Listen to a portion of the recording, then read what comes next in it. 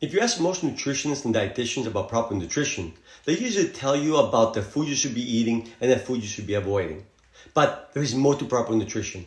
You see, there are two parts to proper nutrition. Part one is about the food you should be eating and the food you should be avoiding. And that's the part that most fitness experts talk about.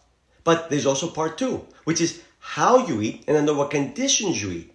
You could eat the same food, but depending on how you ate it and under what conditions you ate it could affect your weight and health completely differently.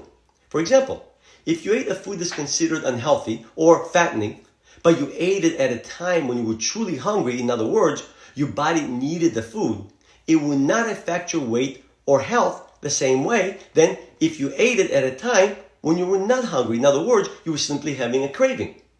Let me give you another example. Sumo wrestlers are obese by choice. They're overeat in order to gain excess fat. But did you know that sumo wrestlers have very low incidence of strokes and heart attacks? How can that be? You see, sumo wrestlers gain all their excess fat underneath the skin and not around the organs where it can cause health issues. If you look at the typical overweight person who also overeats, you'll find that a lot of the excess fat is stored around the organs, and that's where it causes all the health problems. Sumo wrestlers eat all their food within the 4-hour window, whereas the typical overweight person, they overeat their food throughout the day. So you see, how you eat your food affects how the body stores excess fat, which affects your health.